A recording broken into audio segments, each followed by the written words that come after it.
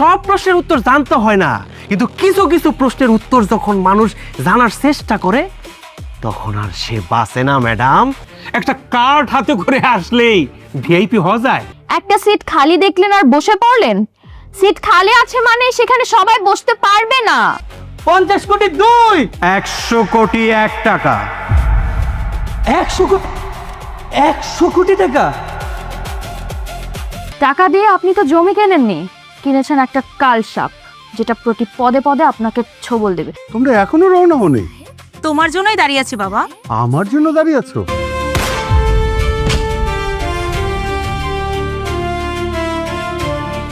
Madam wait, আপনি এখানে কি করছেন? সি ম্যাডাম, আমি তো আসলে কিছু বুঝতে পারলাম না।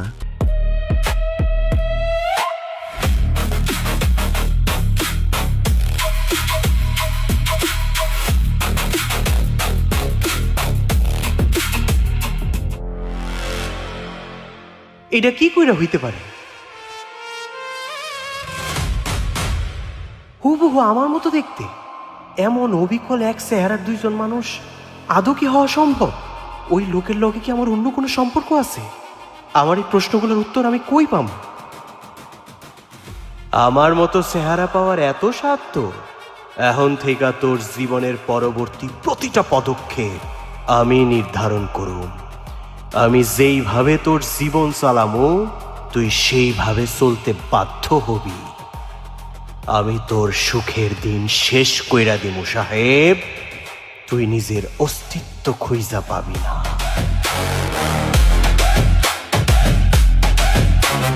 সাহেব, দ্রুত গাড়ি বের করো, অফিসে যেতে হবে।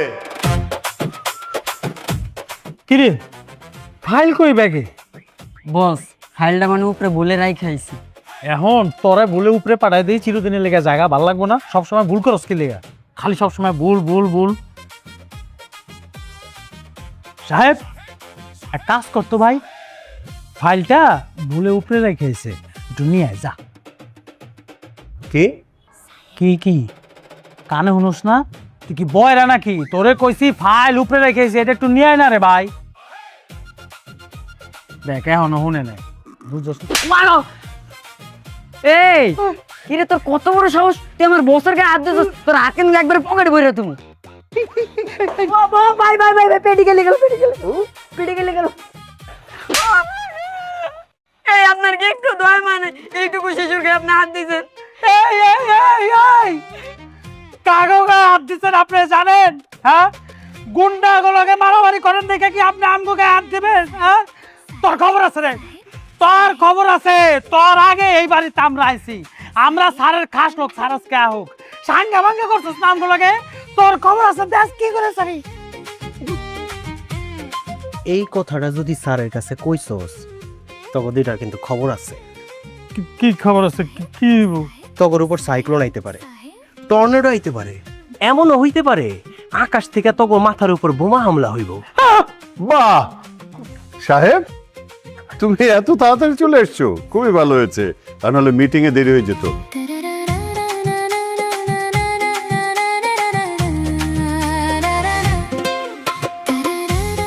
দ্যাটস ওয়াই আমি তোমাকে এত পছন্দ করি।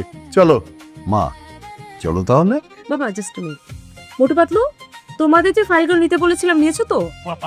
ম্যাডাম আপনারা যান, আমি ফাইল নিয়ে আসতেছি। ইটস ওকে, চলো সাহেব। স্যার, এই যে সাহেব আমাকে অনেক আদর করে।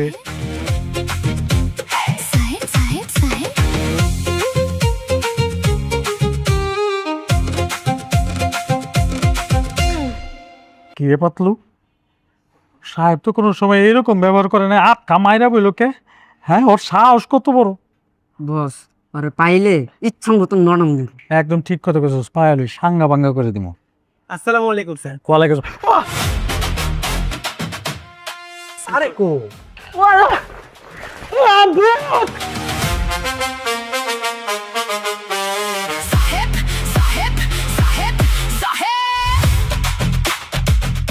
দেরি করে এখানে কি স্যার বলে রাগ করে গেল গা? স্যার এটাই হচ্ছে আমাদের বিজনেস প্ল্যান আছে সাহেব।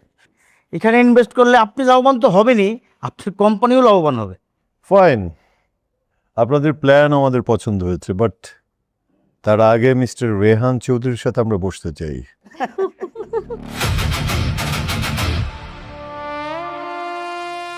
রেহান চৌধুরী আসবে আপনার অফিসে? Do you know who is Rehan Chowdhury?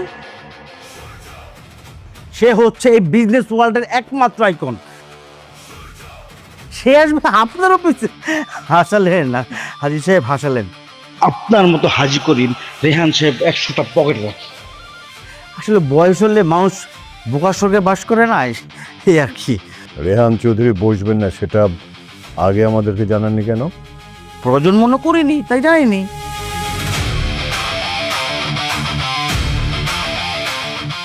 Sorry, আপনাদের সাথে ডিল হচ্ছে না। কি? Rehan Chowdhury deal cancel? হাজি সাহেব, আপনি যা বলছেন বুঝে শুনে বলছেন তো? পরে কিন্তু পস্তাবেন। ডিসিশন নেওয়ার আগে 10 বার চিন্তা করেন। রেহান চৌধুরী, 10 মিনিটের মধ্যে হাজি করিমের অফিসে চাই।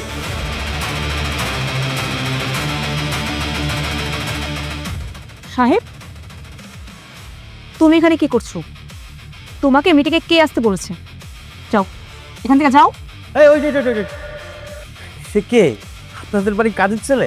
সেইখানে কি করছে মিটিংয়ে? এই ফকির ছেলে, তুই কাকে কল দিয়েছিস? রেহান চৌধুরীকে? এই ফকির ছেলে, তুই রেহান চৌধুরীকে কি চিনিস? তুই কোন মুখে তার নাম নিলে? হ্যাঁ, তুই যে এই মুখে তার নাম নিয়েছিস, সে কি তোর ল্যাংটা গেলে দোষ নাকি বাইবেদার? সে টং দোকানে বসে চা বিক্রি করে, যে 10 মিনিটের ভিতরে তোর হাজি করিমের অফিসে চলে আসবে। এই কাকে ফোন দিয়েছিস তুই? হ্যাঁ, এই ছোট লোকের বাচ্চা। স্যার, বলবেন একটু বইসা শুনা বলবে। কি? আমি তোর সাথে বুঝে শুনে কথা বলবো? এই ফকির ছেলে, আমি তোর সাথে বুঝে শুনে কথা বলবো? এই তুই কে রে? তোর মতো কাজের ছেলে আমি 10টা আমার ঘরে রাখি, আর তুই আমাকে বললি বুঝে শুনে কথা বলতে? স্যার, রেহান স্যার, আপনি এখানে?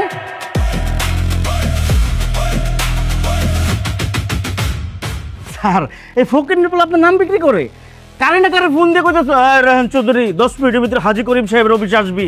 কেমনটা লাগে বলেন তো? সেই জন্য কানে নিজেকে বয়া দিছি, ভালো করছি না? চেনো শোনা কেউ নিকে?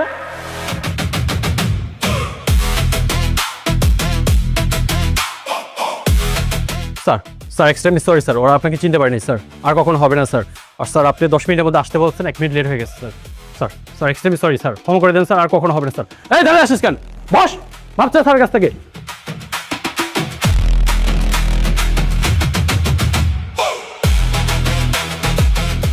হাজি সাহেব, এক্সট্রিমলি সরি, ডিলটা ডান।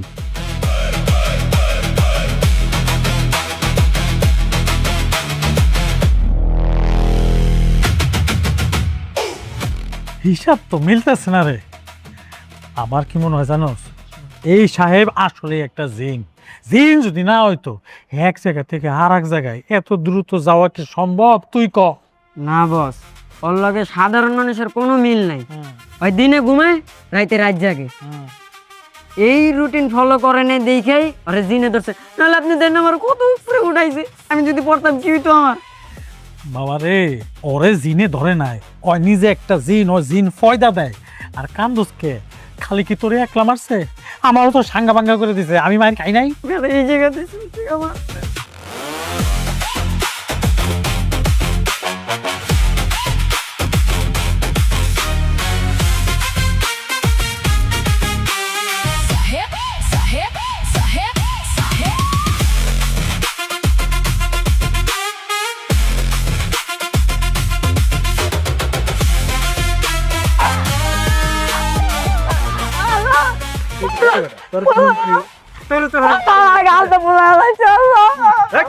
চুপ, একদম টোকা মাইরা কন্ট্রোনালি ছিঁড়ে ফেলাবো। চুপ।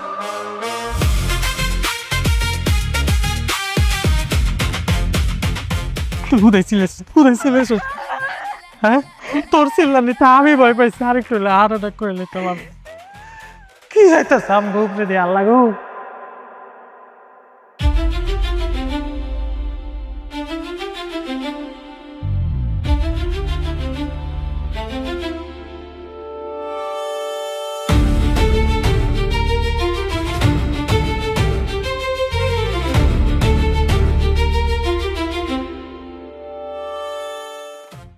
বস আপনার একটু হাতটা নামান। আপনার এই বিশাল বড় দেহ নিয়ে যে আমার উপর ভর দিয়েছেন, এতে তো আমি আরো খাড় হয়ে যেতেছি। আমি জানি যে ছোট খাটো মানুষের মাথায় অনেক বুদ্ধি থাকে, তোর মাথার মধ্যে তো গোবর ছাঙ্গা ভাঙ্গা করে আমার লাগে ঘুষা একের কানের লতি ফাড়াইলাম। একটা মানব দেহে কয়টা আড্ডি থাকে জানোস তুই? কয়টা? 25-26টা হইব। মনটা চায় এখন যে দুই কানের মধ্যে দুইটা থাপ্পড় মারি, 25-26টা আড্ডি থাকে একটা মানব দেহে, 206টা আড্ডি থাকে। ওহো, 206টা থেকে মানে আমার 2-3টা কম। এর লেগে আমি ছোটবেলা থেকে ছোট। তুই আসলেই খাটো হলি কি হইব? তুই কিন্তু একটি ছোটখাটো বিজ্ঞানী।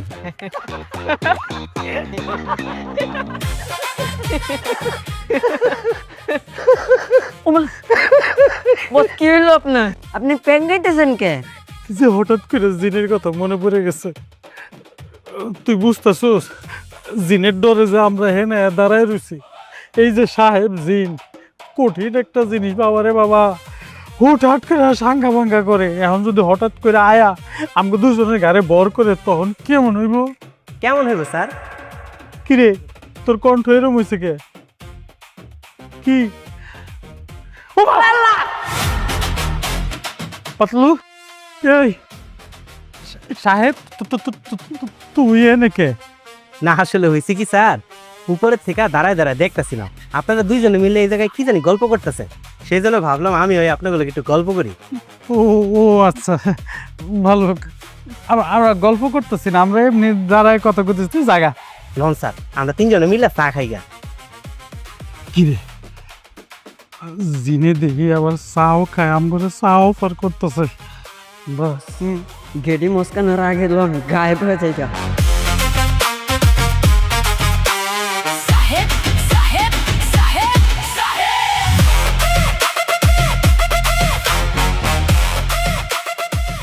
উরে বাবা, মাজা ব্যথা হয়ে গেছে।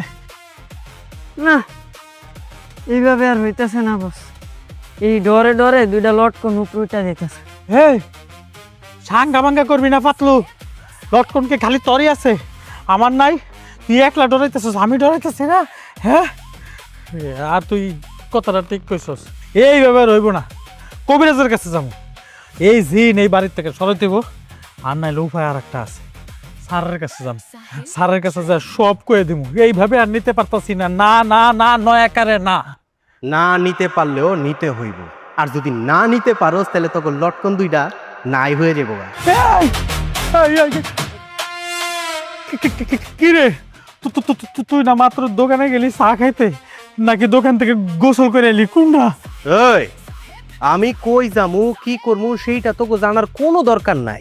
এত গবেষণা করে তোরা কি করবি? একটু আগে তোরা কি কইতাছিলি? স্যারের কাছে যে বিচার দিবি না? স্যারের কাছে যে যদি বিচার দিছস, ওই দিন সকালবেলার কথা মনে আছে তো? মনে আছে। হ্যাঁ, এবার কো, স্যারের কাছে যে বিচার দিবি? না না না না না না, মারের কথা মনে আছে, বিচার দিতাম না। আর যদি যে বিচার দেস তাহলে লটকন থাকতো না। গুড ছেলে, গুড ছেলে। কি ছেলে? Good good good. কি ছেলে? গুড। মনে রাখিস। মন থাকবে।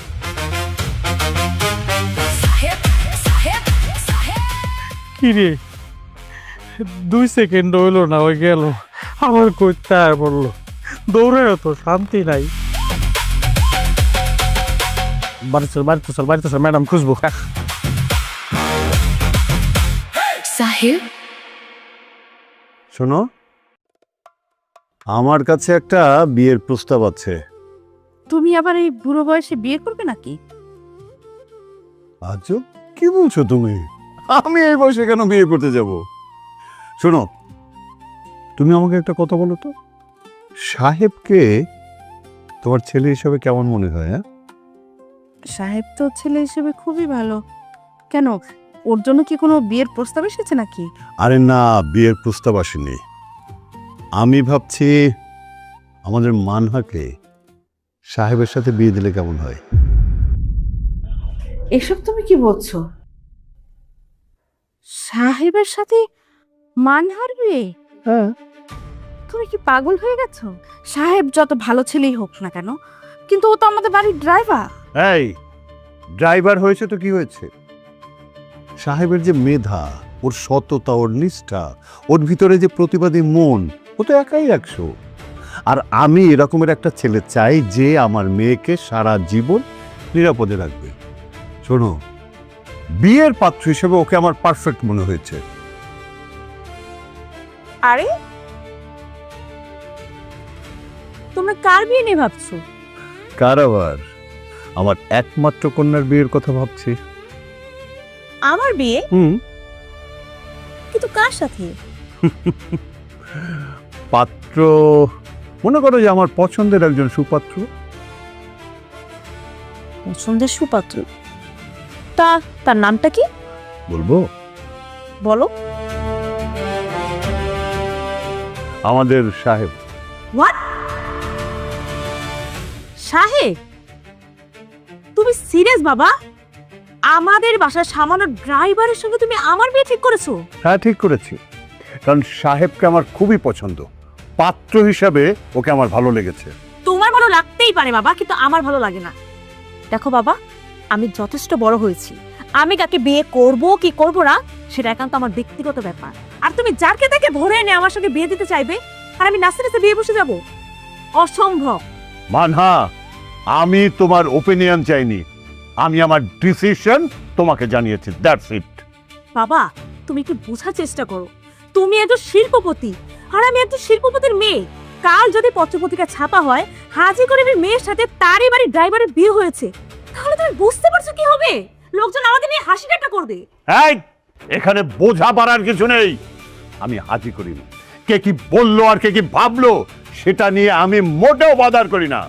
শোনো, আমি বলেছি সাহেবের সাথে তোমার বিয়ে হবে, দ্যাটস ফাইনাল। বাবা, তুমি ভুলে যেও না আমি কিন্তু তোমারই মেয়ে। তোমার যদি আকাশ সমান জিত থাকে, আমারও তার ব্যতিক্রম না। তুমি জোর করে আমাকে কারোর সঙ্গে বিয়ে দিতে পারবে না। দেখেছো দেখেছো কিরকম বেয়াদব হয়েছে, মুখে মুখে তর্ক করে।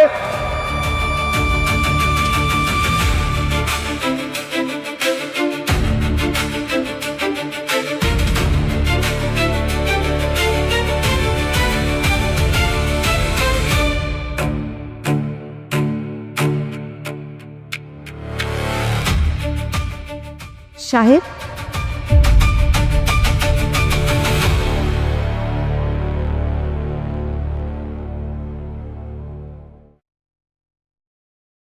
ম্যাডাম, এত রাইতের বেলা আমার রুমে কিছু লাগবো?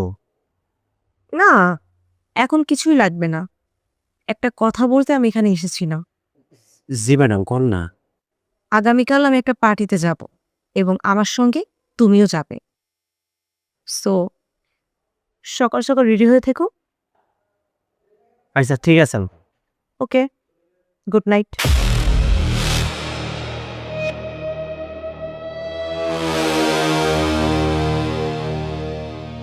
সাহেব, মানহার সাথে কালকে পার্টিতে সাহেব যাইব না, যাইব সূর্য। আর তরে কিভাবে ঘুম পাড়ায় রাহন লাগে সেই ব্যবস্থা আমি করতেছি।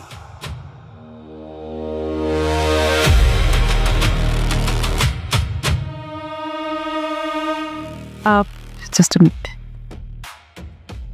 মাই ডিয়ার ফ্রেন্ডস, আজকে তোমাদের সবাইকে একটা গুরুত্বপূর্ণ বিষয় শেয়ার করার জন্য আজকের এই পার্টিটা আমি অ্যারেঞ্জ করেছি। And that is meet my friends mister সাহেব, আমার গাড়ির driver. Oh my god, driver!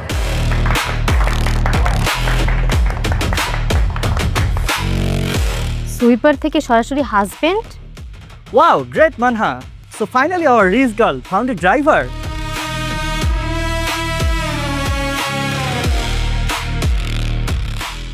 সাহেব, আমি হাজি করিম গ্রুপ অফ কোম্পানি সিইও। আমি এক মিনিটে যেটা কামাই করি, তোর মতো 2 পয়সার ড্রাইভার 1 বছরে সেটা চোখে দেখে কিনা সেটা নিয়ে আমার সন্দেহ আছে। আর তুই কিনা আমাকে বিয়ে করতে চাস? এই মারহাকে বিয়ে? এই, তুই ভাবলি কি করে তোর মতো এরকম সামান্য একটা ড্রাইভারকে আমি বিয়ে করব? তুই তুই স্বপ্ন দেখিস কিভাবে? ওয়েট ওয়েট ওয়েট, তার মানে আমাদের বাড়িতে ঢোকার তোর মূল উদ্দেশ্য ছিল আমাকে বিয়ে করা, তাই না?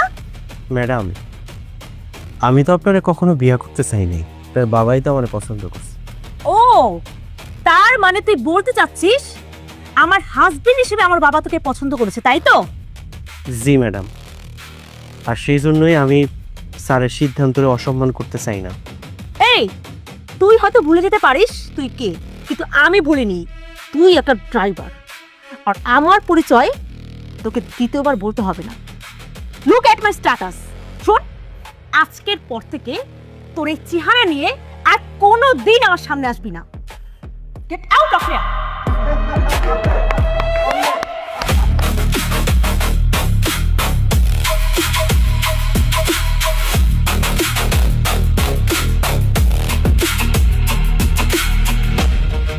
গাইস, কি হলো? Enjoy the party.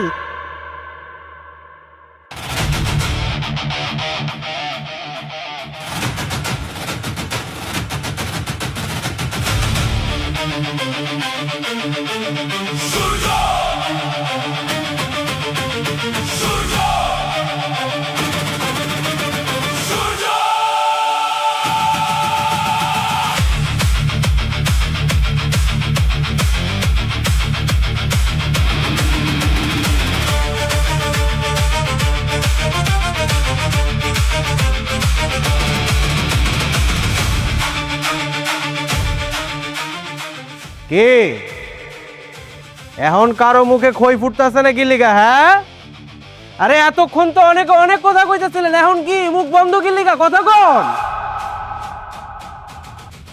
আপনারা সবাই এই মাইয়াটারে চিনেন যে এই মাইয়াটা কার মাইয়া, কিন্তু এই মাইয়াটা কার বউ হইতে যাইতাছে সেটা আপনারা এখনো জানেন না।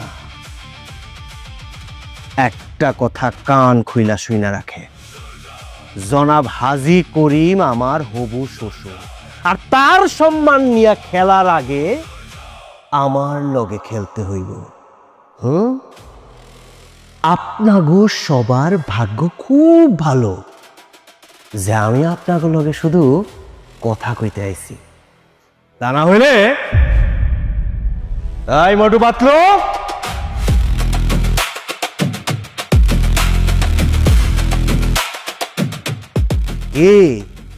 এতক্ষণ তো খুব কথা কইতাছিলেন। I am a poor guy, a bullshit, ফকিন্নির পোলা। কথা কন না কে লেগা? কথা কন, একদম জানে মেরে হলাম। আমি তোমাকে প্রশ্ন করেছি, যেখানে আমি নিজে সাহেবের সাথে তোমার বিয়ে ঠিক করেছি, সেখানে পার্টিতে নিয়ে সাহেবকে কেন অপমান করেছো? বাবা, তুমি যাকে শুধু একজন সাধারণ ড্রাইভার ভাবছো, তুমি তো আজকে তাকে নিজের চোখে দেখছো, তারপরে তোমার মনে হয় ও 8-10 জন সাধারণ ছেলের মতো? আমার প্রশ্নের উত্তর দাও। সাহেব সাধারণ কি অসাধারণ সেটা আমি বুঝবো। আমার মেয়ের আচরণ যদি আমার সম্মান নিয়ে প্রশ্ন তোলে, সেটা আমি কখনো বরদাস্ত করবো না। আমার না। কিন্তু বাবা, তুমি জানো না আজকে পার্টিতে কি হয়েছে? তো কি হয়েছে বলো? বাবা জানো, hello everyone, welcome back to our another new drama explain video. আজকের এই ভিডিওতে আমি আপনাদের মাঝে এক্সপ্লেন করব সাহেব নাটকের 5 নম্বর এপিসোড নিয়ে। সাহেব নাটকের 5 নম্বর এপিসোডে কে কে ঘটতে চলেছে, কে কে হবে, অ্যান্ড সেই নাটকটি কত তারিখে ইউটিউবে আপলোড করা হবে সেটাই জানিয়ে দেব আজকের এই ভিডিওতে। তো আসসালামু আলাইকুম এভরিওয়ান, আমি নাজমুল আছি আপনাদের সাথে, অ্যান্ড আপনারা দেখছেন সাহেব নাটকের 5 নম্বর এপিসোড আপডেট। আজকের এই ভিডিওটা সম্পূর্ণ কন্টিনিউ করবেন, তাহলে কিন্তু আপনারা জানতে পারবেন কত তারিখে ইউটিউবে আপলোড করা হবে অ্যান্ড সেইখানে কি কি ঘটতে চলেছে। ওকে, তো বেশি বকবক না করে চলুন শুরু করা যাক আজকের মূল ভিডিও। এট ফার্স্ট আমরা সাহেব নাটকে দেখতে পাই যে সাহেবের যে মালিক সে কিন্তু সাহেবকে বলে যে গাড়ি বের করার জন্য তাদের অফিসে একটা মিটিং আছে। তো তাদের অফিসে একটা মিটিং আছে, এই মিটিং এর জন্য তাকে কিন্তু গাড়ি বের করতে বলে। দেন আমরা একটা মজার সিন এখানে দেখতে পাই, সেই মজার সিনটুকু আপনার সাথে এক্সপ্লেন করি।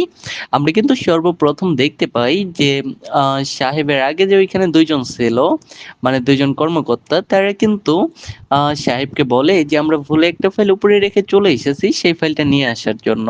ওকে, তো এটা শুনে তো সাহেব ভীষণ রেগে যায় অ্যান্ড তাদেরকে কিন্তু মারতে শুরু করে দেয়। এইভাবে কিন্তু আমাদের এখানে মজার সিনটা শেষ হয়ে যায়। তারপর ওই যে সাহেবের মালিক তাকে যে গাড়ি বের করতে বলল, কেননা তারা কিন্তু যাবে একটা ডিল আছে সেই ডিলটা কনফার্ম করার জন্য। এটা কেমন, মনে করেন যে রেহান চৌধুরীর সাথে, রেহান চৌধুরী হচ্ছে, এট ফার্স্ট আমরা বলে নেই রেহান চৌধুরীকে। রেহান চৌধুরী হচ্ছে বাংলাদেশের একজন সর্বোচ্চ বড় ইন্ডাস্ট্রিয়াল। ওকে, বাংলাদেশের সর্বোচ্চ বড় একজন ইন্ডাস্ট্রিয়াল, তার সাথে একটা ডিল আছে সাহেবের মালিকের। তো সেই ডিলটা কনফার্ম করার জন্য যখন তারা যাচ্ছিল, যাওয়ার পর তাদের কিন্তু ডিলটা মোটামুটি প্রায় কনফার্ম হয়ে যায়, কেননা রেহান চৌধুরী সেখানে আসে নাই অ্যান্ড রেহান চৌধুরী লোক পাঠিয়ে দিয়েছে। রেহান চৌধুরী হলো বাংলাদেশের সর্বোচ্চ বড় একজন ইন্ডাস্ট্রিয়াল, সে থরি না আসবে এখানে, ঠিক আছে, সে কখনো এখানে আসবে না। অ্যান্ড ডিলটা মোটামুটি কনফার্ম হওয়ার পর সাহেবের মালিক বলে যে আমি রেহান চৌধুরীর সাথে সরাসরি বসতে চাই এই বিষয়টা নিয়ে। এটা শোনার পর রেহান চৌধুরী যাদেরকে পাঠিয়েছিল তারা কিন্তু রীতিমতো হেসে ওঠে, এমনভাবে হেসে ওঠে যে রেহান চৌধুরী আসবে আপনার সাথে ডিল করার জন্য, এত একটা ছোট্ট কোম্পানিতে রেহান চৌধুরীর সাথে ডিল করতে পারতেছেন, এটাই তো আপনাদের ভাগ্য। এই বিষয়টা নিয়ে কিন্তু অনেকক্ষণ হাসি ঠাট্টা করতে থাকে অ্যান্ড সাহেবের যে মালিক তার সাথে কিন্তু অনেকক্ষণ থেকে মজা নিতে থাকে। এটা নিয়ে প্রায় ডিলটা প্রায় ক্যান্সেলই হয়ে যাচ্ছিল, তখন সাহেব একটা অদ্ভুত কাণ্ড ঘটিয়ে বসে। সেটা কি, সাহেব রেহান চৌধুরী নামে একজনকে ফোন দেয়, ফোন দিয়ে বলে যে 10 মিনিটের ভিতর তাদের ওই অফিসটাতে আসার জন্য। মানে ভাই এখানে শকিং একটা বিষয় হচ্ছে কি, যে সাহেব হচ্ছে সাধারণ একজন ড্রাইভার, যেভাবে নাটকে ফুটিয়ে তোলা হয়েছে সাহেব হচ্ছে সাধারণ একজন ড্রাইভার, তার মতো একটা মানুষ রেহান চৌধুরী যে বাংলাদেশের সবচেয়ে বড় ইন্ডাস্ট্রিয়াল, তাকে ফোন দিয়ে বলতেছে 10 মিনিটের ভিতরে অফিসে আসার জন্য। জাস্ট রীতিমতো একটা অর্ডার দিচ্ছে, বিষয়টা কিন্তু এইরকম। তো এটা নিয়ে কিন্তু সবাই অনেক রেগে যায় যে তোর মতো একটা ড্রাইভারের সাহস হয় কিভাবে রেহান চৌধুরীর নাম ভাঙিয়ে খাওয়ার মতো, ঠিক আছে। তো এটা নিয়ে একটা বড় ধরনের ঝামেলা ওইখানে শুরু হয়। এতে কিন্তু সাহেবের যে মালকিন মানহা, সেই মানহাও কিন্তু ভীষণ পরিমাণে রেগে যায়, বাট তার যে মালিক তার একটা ভরসা ছিল যে হয়তোবা কিছু একটা ঘটতে চলেছে, বাট তার সন্দেহটাই ঠিক হয়। আম, যখন আসতে বলে তারপর রেহান চৌধুরী যাদেরকে পাঠিয়েছিল তারা কিন্তু রীতিমতো সাহেবের গায়ে হাত তুলে বসে, যে তোর সাহস হয় কিভাবে তাকে এই কথাটা বলার জন্য। ওকে, তো তার গায়ে রীতিমতো হাত তুলে বসে।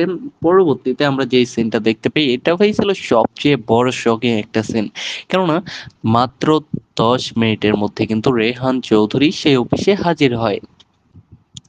এটা দেখে রীতিমতো সবাই একদম শকড হয়ে যায় যে রেহান চৌধুরী এখানে কিভাবে, এটা তো অসম্ভব।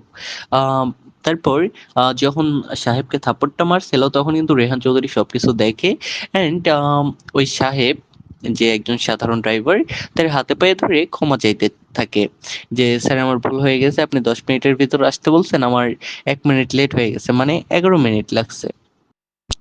তো এটা দেখে সবাই রীতিমতো অবাক হয়ে যায় অ্যান্ড রেহান চৌধুরী যাদেরকে পাঠিয়েছিল তারা কিন্তু মানে একদম ভ্যাবাচ্যাকা খেয়ে গেছে, রীতিমতো সবকিছু তাকিয়ে আছে যে কি হচ্ছে এটা। সাধারণ একজন ড্রাইভারের কাছে রেহান চৌধুরীর মতো মানুষ ক্ষমা চাচ্ছে, এটা বিষয়টা অনেকটাই অদ্ভুত তাই না, যে সাধারণ একজন ড্রাইভারের কাছে রেহান চৌধুরীর মতো একজন মানুষ ক্ষমা চাচ্ছে। এই বিষয়টা নিয়ে নাটকটা ধীরে ধীরে এগোতে থাকে অ্যান্ড হোপফুলি যে আমরা নাটকটায় অনেক বেটার কিছু দেখতে পাবো। নাটকটা কিন্তু ভালোই চলতেছে। তো নাটকের 5 নম্বর এপিসোডটি খুব শীঘ্রই আপলোড করা হবে, আপনারা ওয়েট করেন, আপনারা দেখতে পাবেন হয়তো বা 21 তারিখ কিংবা 22 তারিখে। অ্যান্ড আপনারা অবশ্যই কমেন্ট করে এটা জানিয়ে দেবেন যে সাহেব নাটকটি আপনাদের কাছে কেমন লাগে। তো বেশি বকবক না করে চলুন শুরু করা যাক আজকের মূল ভিডিও। এট ফার্স্ট আমরা সাহেব নাটকে দেখতে পাই যে সাহেবের যে মালিক সে কিন্তু সাহেবকে বলে যে গাড়ি বের করার জন্য তাদের অফিসে একটা মিটিং আছে। তো তাদের অফিসে একটা মিটিং আছে, এই মিটিং এর জন্য তাকে কিন্তু গাড়ি বের করতে বলে। দেন আমরা একটা মজার সিন এখানে দেখতে পাই, সেই মজার সিনটুকু আপনার সাথে এক্সপ্লেন করি। আমরা কিন্তু সর্বপ্রথম দেখতে পাই যে সাহেবের আগে যে ওইখানে দুইজন ছিল, মানে দুইজন কর্মকর্তা, তারা কিন্তু সাহেবকে বলে যে আমরা ভুলে একটা ফাইল উপরে রেখে চলে এসেছি, সেই ফাইলটা নিয়ে আসার জন্য। ওকে, তো এটা শুনে তো সাহেব ভীষণ রেগে যায় অ্যান্ড তাদেরকে কিন্তু মারতে শুরু করে দেয়। এইভাবে কিন্তু আমাদের এখানে মজার সিনটা শেষ হয়ে যায়। তারপর ওই যে সাহেবের মালিক তাকে যে গাড়ি বের করতে বলল, কেননা তারা কিন্তু যাবে একটা ডিল আছে সেই ডিলটা কনফার্ম করার জন্য। এটা কেমন, মনে করেন যে রেহান চৌধুরীর সাথে, রেহান চৌধুরী হচ্ছে, এট ফার্স্ট আমরা বলে নেই রেহান চৌধুরীকে। রেহান চৌধুরী হচ্ছে বাংলাদেশের একজন সর্বোচ্চ বড় ইন্ডাস্ট্রিয়াল। ওকে, বাংলাদেশের সর্বোচ্চ বড় একজন ইন্ডাস্ট্রিয়াল, তার সাথে একটা ডিল আছে সাহেবের মালিকের। তো সেই ডিলটা কনফার্ম করার জন্য যখন তারা যাচ্ছিল, যাওয়ার পর তাদের কিন্তু ডিলটা মোটামুটি প্রায় কনফার্ম হয়ে যায়, কেননা রেহান চৌধুরী সেখানে আসে নাই অ্যান্ড রেহান চৌধুরী লোক পাঠিয়ে দিয়েছে। রেহান চৌধুরী হলো বাংলাদেশের সর্বোচ্চ বড় একজন ইন্ডাস্ট্রিয়াল, সে থরি না আসবে এখানে, ঠিক আছে, সে কখনো এখানে আসবে না। অ্যান্ড ডিলটা মোটামুটি কনফার্ম হওয়ার পর সাহেবের মালিক বলে যে আমি রেহান চৌধুরীর সাথে সরাসরি বসতে চাই এই বিষয়টা নিয়ে। এটা শোনার পর রেহান চৌধুরী যাদেরকে পাঠিয়েছিল তারা কিন্তু রীতিমতো হেসে ওঠে, এমনভাবে হেসে ওঠে যে রেহান চৌধুরী আসবে আপনার সাথে ডিল করার জন্য, এত একটা ছোট্ট কোম্পানিতে রেহান চৌধুরীর সাথে ডিল করতে পারতেছেন, এটাই তো আপনাদের ভাগ্য। এই বিষয়টা নিয়ে কিন্তু অনেকক্ষণ হাসি ঠাট্টা করতে থাকে অ্যান্ড সাহেবের যে মালিক তার সাথে কিন্তু অনেকক্ষণ থেকে মজা নিতে থাকে। এটা নিয়ে প্রায় ডিলটা প্রায় ক্যান্সেলই হয়ে যাচ্ছিল। তখন সাহেব একটা অদ্ভুত কাণ্ড ঘটিয়ে বসে। সেটা কি, সাহেব রেহান চৌধুরী নামে একজনকে ফোন দেয়, ফোন দিয়ে বলে যে 10 মিনিটের ভিতর তাদের ওই অফিসটাতে আসার জন্য। মানে ভাই এখানে শকিং একটা বিষয় হচ্ছে কি, যে সাহেব হচ্ছে সাধারণ একজন ড্রাইভার, যেভাবে নাটকে ফুটিয়ে তোলা হয়েছে সাহেব হচ্ছে সাধারণ একজন ড্রাইভার, তার মতো একটা মানুষ রেহান চৌধুরী যে বাংলাদেশের সবচেয়ে বড় ইন্ডাস্ট্রিয়াল, তাকে ফোন দিয়ে বলতেছে 10 মিনিটের ভিতরে অফিসে আসার জন্য। জাস্ট রীতিমতো একটা অর্ডার দিচ্ছে, বিষয়টা কিন্তু এইরকম। তো এটা নিয়ে কিন্তু সবাই অনেক রেগে যায় যে তোর মতো একটা ড্রাইভারের সাহস হয় কিভাবে রেহান চৌধুরীর নাম ভাঙিয়ে খাওয়ার মতো, ঠিক আছে। তো এটা নিয়ে একটা বড় ধরনের ঝামেলা ওইখানে শুরু হয়। এতে কিন্তু সাহেবের যে মালকিন মানহা, সেই মানহাও কিন্তু ভীষণ পরিমাণে রেগে যায়। বাট তার যে মালিক তার একটা ভরসা ছিল যে হয়তোবা কিছু একটা ঘটতে চলেছে, বাট তার সন্দেহটাই ঠিক হয়। আম, যখন আসতে বলে তারপর রেহান চৌধুরী যাদেরকে পাঠিয়েছিল তারা কিন্তু রীতিমতো সাহেবের গায়ে হাত তুলে বসে, যে তোর সাহস হয় কিভাবে তাকে এই কথাটা বলার জন্য। ওকে, তো তার গায়ে রীতিমতো হাত তুলে বসে।